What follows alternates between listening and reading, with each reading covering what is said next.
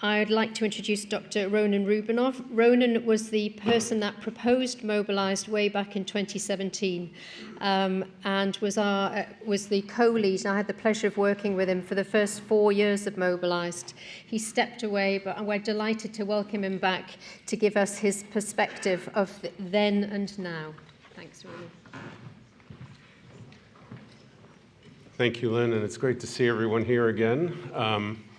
You know, if you're in this business long enough, they make you the historian, and that's kind of what I'm going to do today. Just to remind you that, you know, the idea of measuring mobility has been around for a long time. And of course, Leonardo da Vinci did it first, like he did many things, with this drawing for, you know, the way we used to do 6-minute walk, running around behind the subject with a wheel that we got from the Home Depot.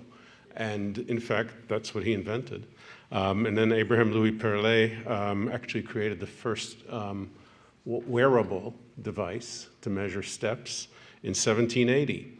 And if you look very closely, you see that the 12 o'clock position is 10,000 steps, which fits, right, with what we now talk about.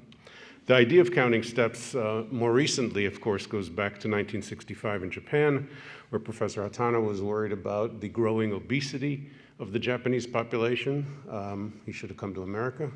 And created the idea that if we just got people more physically active, that would counteract that capacity, and developed the Manpo meter, which you see on the right-hand side advertised.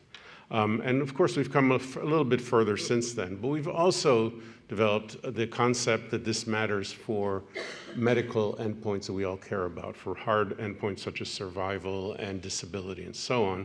These are data from Stephanie Studensky about how measured gait speed at any particular age predicts survival at that age. And you will notice that women walk faster than men, and they live longer too. I suspect there's some connection there. But of course, functional capacity is another aspect of what we measure with mobility. And as you see, there are thresholds that are fairly well defined for when you can't do certain things. And the bottom line is humans won't do things that make them short of breath, at least not for very long. And we're seeing, of course, that decline with age as how people wind up requiring nursing home placement and that kind of support that makes the end of life both difficult and expensive.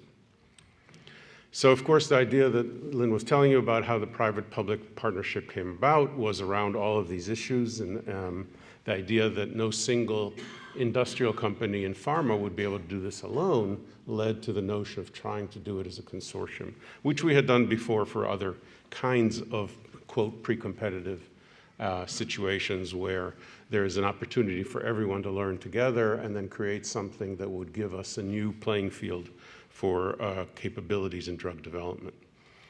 And exactly what you saw from Lynn, the issues at hand in terms of developing digital endpoints.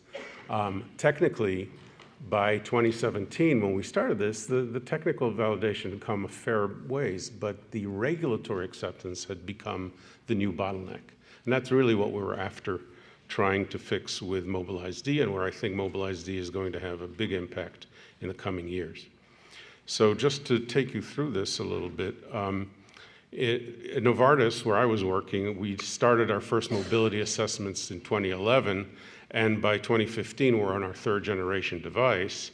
And as I said, we had recognized by the time these results were starting to come out from these devices that our problem wasn't more measurements. Our problem is what to do with the results, what to do with the data.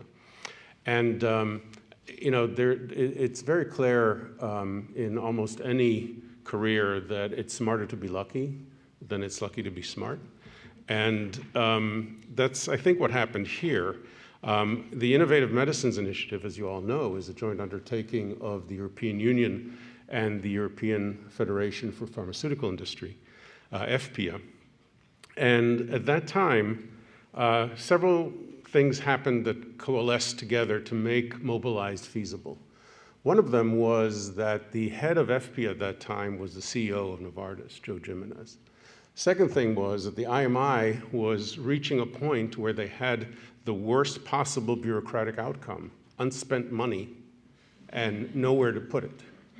And so for someone like me, working in a company, it's always nice to solve your boss's problem. It's even better to solve your boss's problem by spending his money when he wants you to do that. And that's exactly what happened here. There was a real push that was called Think Big, to find innovative projects that would really make a difference to how drugs are being developed, because this is not an altruistic kind of business. In pharma, we're trying to make new drugs and we need new tools to do it.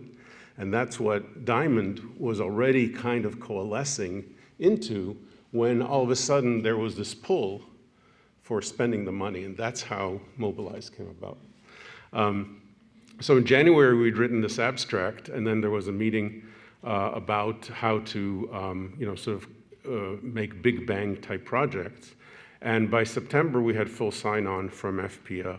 I had our first face-to-face meeting in Basel back then, for those of you who were there.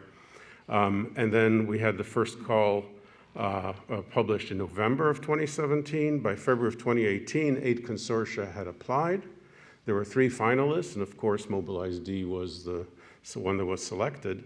In April, that was formalized, and then there was a full submission round, stage 2 round, as some of us remember the pain of that. And by February 2019, with all bureaucratic speed, we got everything done. And then the kickoff meeting was a bit south of here in Newcastle in April of 2019. And today, somehow 6 years have passed.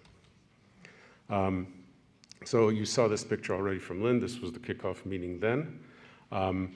You all know the power of this consortium, how many different specialties and backgrounds and dedication has gone into making this feasible. And to your credit, it's really remarkable that all of this was done despite the pandemic and despite all of the sort of logistical issues that came up along the way. So I would just like to say thank you very much for the opportunity to have been alongside you for all of this, and we look forward now to the next steps. Thank you.